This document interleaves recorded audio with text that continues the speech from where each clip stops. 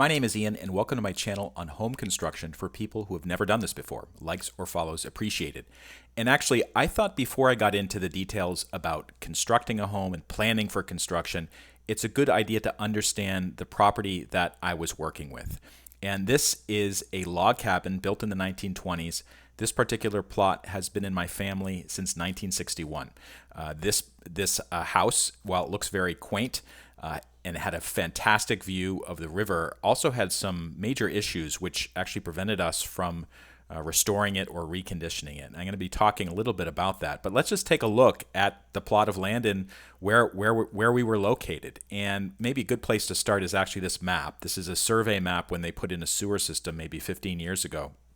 In our particular plot, there was a 1920s log cabin, which I just showed you. There's the river. And then above the 1920s cabin, there was a cottage that my grandfather built or had built, built in the 1970s. And I'm going to be showing some photos of these particular areas.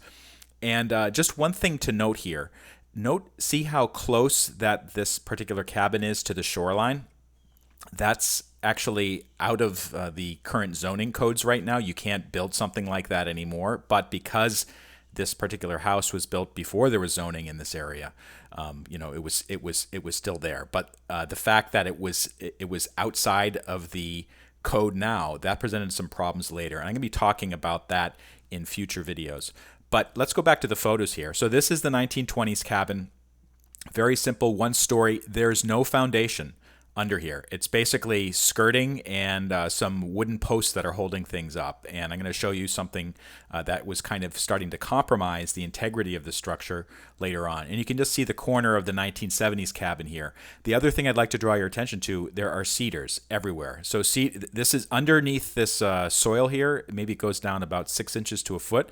Then you're hitting bedrock. These cedars are amazing trees. They just seem to sprout right out of the rock, and they're everywhere. And if you don't control them, they basically take over, and they'll grow to be very big. We love this particular spot. I mean, the views on the water are just fantastic. This is, scenes like this basically happen multiple times every summer. And we were only visiting there in the summer and maybe the early fall because this house, it's a log cabin. There's no insulation in the walls, and there's basically no modern conveniences except for some electrical kitchen appliances. This starts to get really cold starting in October or so, and it's not really intended to be lived in year-round. So this was a seasonal vacation cabin that my grandfather purchased many, many decades ago. So one thing that you can see from the dock area, this is on the dock looking back toward the property. You can see the cabin kind of peeking out, but then you can see these cedars just covering everything up. And I don't know if you can notice that, but I actually tried every summer to trim some of these cedars down so we'd have at least a slightly better view from this structure here. It's called a parapet, where we could sit and watch things happening on the river. But it was just kind of a never-ending battle. And actually, even on the new property, I'm going to have to really keep an eye out on the cedar issue, because we've learned over many decades, if you let them go, they will take over. The parapet was a really important feature because we could, even if we couldn't see outside of the cabin that well, at least we could go down to the parapet and sit here with a drink or a book and just kind of watch what's going on in the river. And my mother in particular really loved this area. So one thing I would like to mention about the parapet, though, it was starting to break down. We noticed maybe 5-10 years ago that the cinder blocks were kind of pushing away the concrete casing on that, and basically it was chipping off. And we knew that the cause was water was getting in there somehow and starting to bow this out. And my cousin many years ago helped to kind of do a reinforced surface and kind of shored things up a bit. This is probably 30 years ago. But even that wasn't able to stave off the reality that when water gets behind concrete or anything else, it starts to deteriorate it.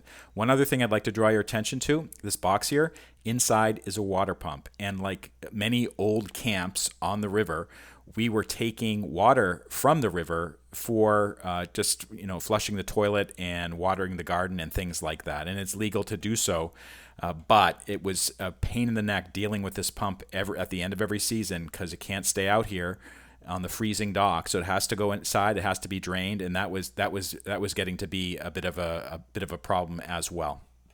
So let's go inside the cabin. And you can see it has the basic comforts. You can see some chairs here. There's a porch, and you do get a little view of the river. Although I'm not sure if you can see this. The cedars are starting to poke up here, so that's compromising the view as well.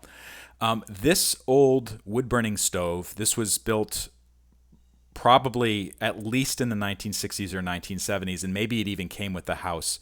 I'm not even sure how old it is. This was not a modern wood stove, so it was basically effective at heating up this particular room, but not much else, and it was a bit smoky as well. It was also very heavy, and what was starting to happen was this stove and the platform it was on, the tile platform, it was starting to bow down on the floor. Like you could feel the floor starting to shift underneath. And basically what was happening is I think the posts that were holding up the house itself, because as I said before, there's no real foundation, they're starting to deteriorate, or they're starting to sink, or something else is happening. And this big 200-pound stove is really starting to cave it in, and it was just not sustainable over time. It was something that was always on our mind every time that we came in here. You can see like a little hatch up here to go to the upper area. There was nothing up there. I mean, that was an area we didn't want to go to. It was squirrels and other critters would get in there. It just wasn't really that pleasant.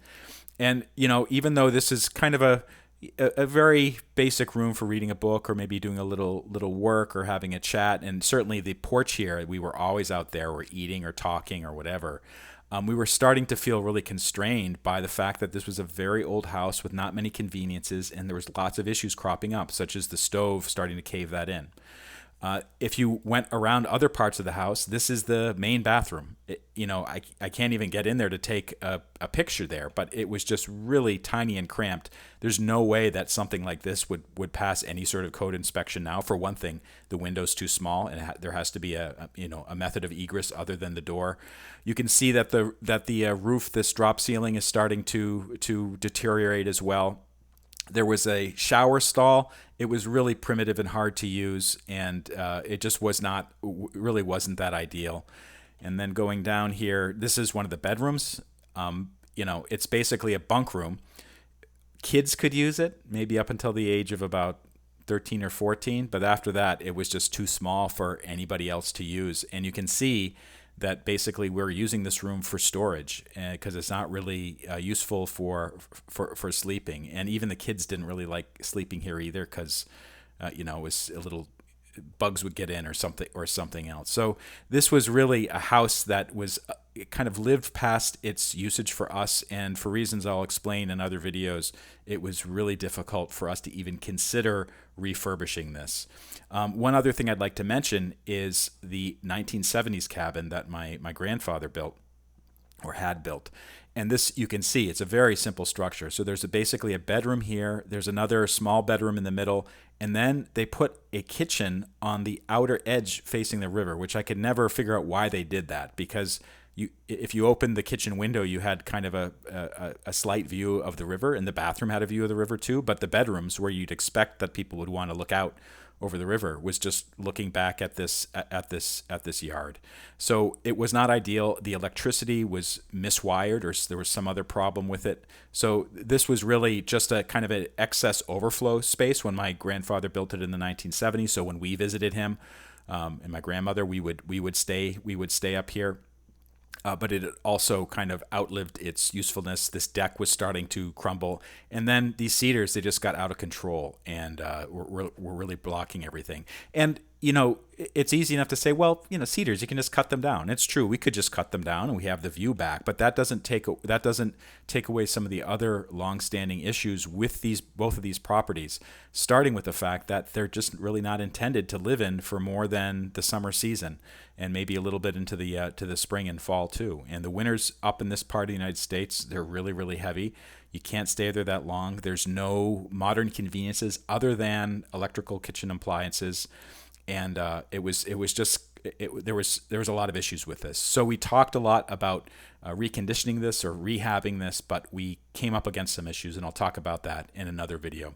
So if this video helped you out, please take a moment to like it and follow me, and also check out the other videos on my channel about this particular project to build a new house on this property.